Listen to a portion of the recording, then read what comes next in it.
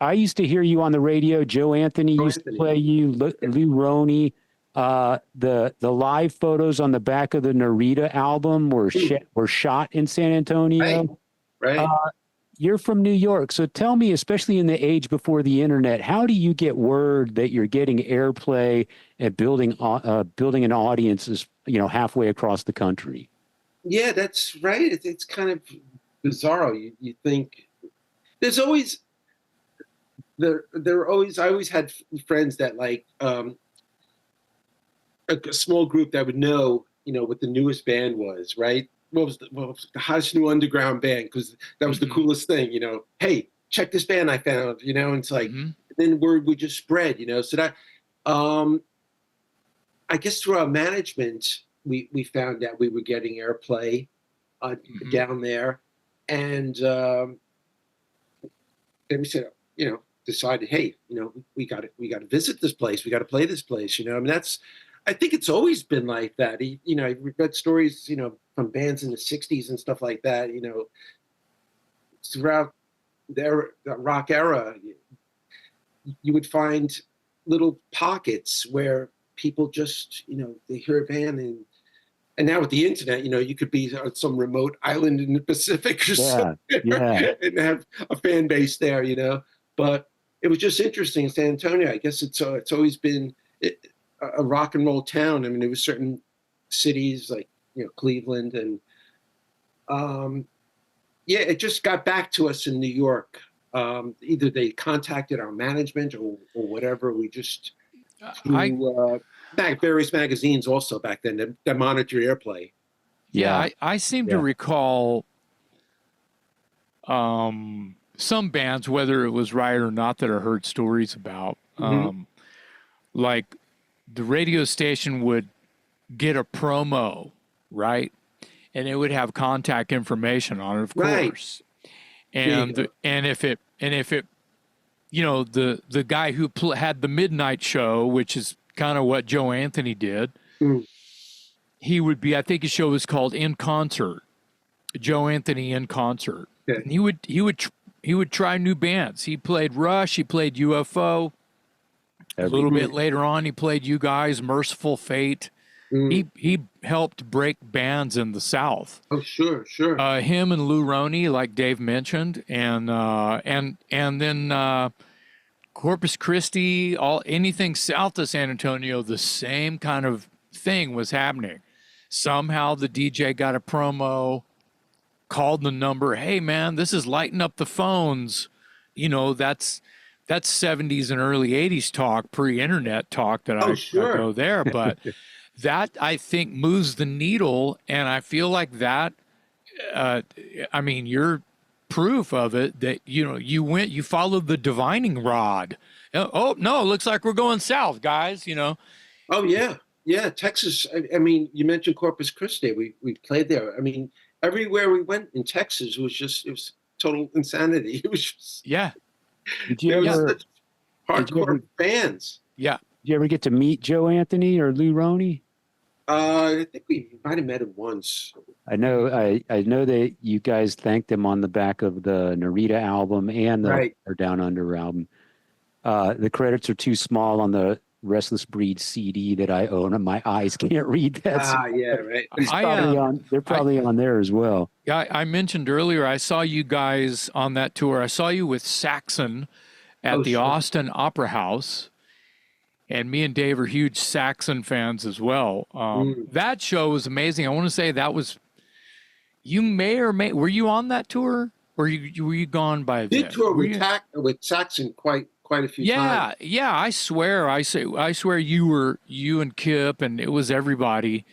But it might have been with Rhett. I don't recall if it was like the Turning Point, Restless Breed, or if, I can't remember if you guys were still on the end of Fire Down Under or what. Yeah, it could have been on the end. I saw you guys in an arena tour. I saw you guys on an arena tour during Fire Down Under, and for the life of me, I cannot remember who you were touring with. Can you give us a grocery list of headliners you might have been supporting on Fire Down Under? Oh God, in Texas. Oh, Sorry, this is a pop quiz for you, Rick. Yeah, no. I mean, we toured with AC/DC. I remember too. Yeah, I back wish with I Bon would have. Scott. I wish I would have seen that shit. Oh, man. Right, and in fact, Fuck. we had the original bass player from Riot, Phil Fight. He came in to fill in, and we. I remember that tour, right, with AC/DC, and then played with Hagar, and Yeah. I mean, the arena stuff was with Sabbath and Blue Oyster Cult, and later on Rush. I mean, it was What about crazy. Whitesnake? Did you tour with Whitesnake? Not with No? Whitesnake. No. Sammy Hagar. Quiet Riot? No.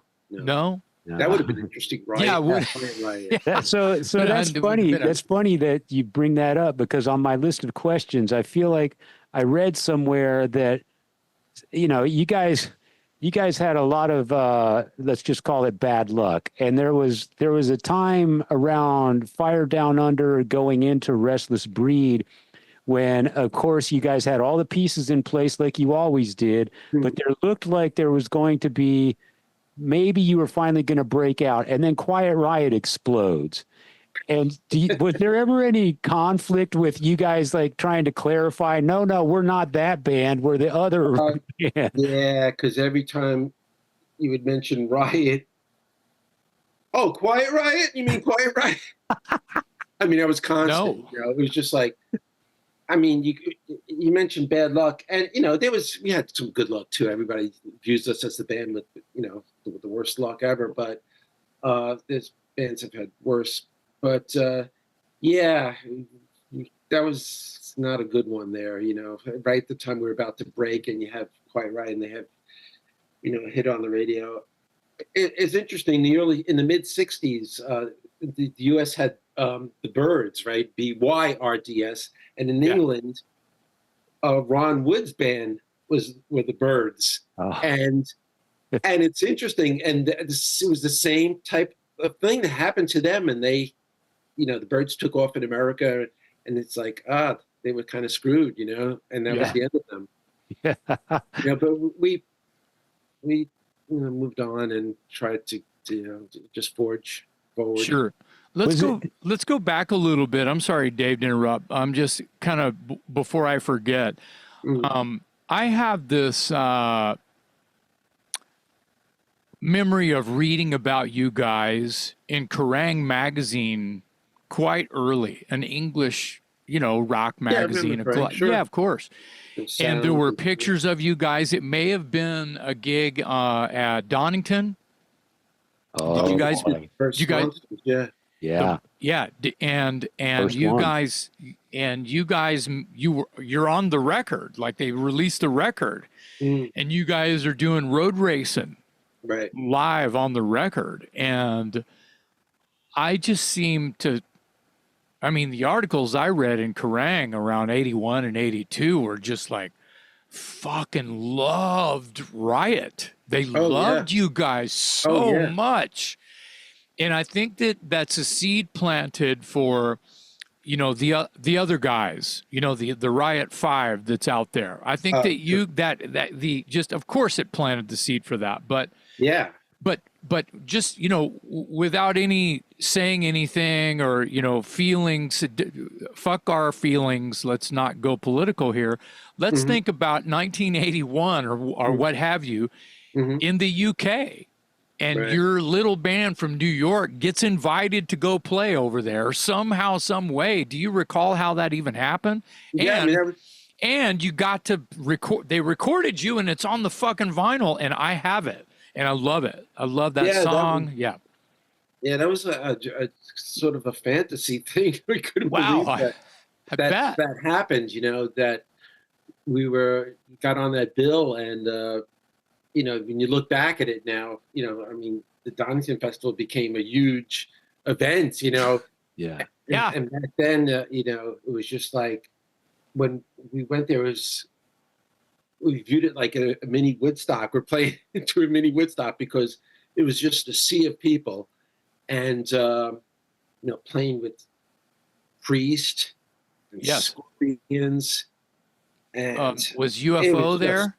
Is UFO there? No, not UFO. Okay. Michael no, Schenker? Rainbow, April Wine, Rainbow, right? There you Rainbow. go. There you go. April. Oh, you know, April just Wine, and Saxon. just Rainbow, just whatever, whoever that Rainbow is. headline. Yeah, I mean, Blackmore was one of my idols. Mark Shit, and I yeah. love Blackmore, and Fuck yeah. but that was a thrill, and the fans loved the band, and that's why we were always included in the new wave of British heavy metal. Now you're opening got in there, and yeah. and we started to go to England, and the shows were just phenomenal there. The fans, even when I went back with Riot Act last year, we did a small tour there, and they all came out, and it was a blast. I mean, loyal, really diehard loyal fans, and it was just very humbling to see that and play for them. And they brought their Fire Down Under and all the early Riot albums. It was a trip.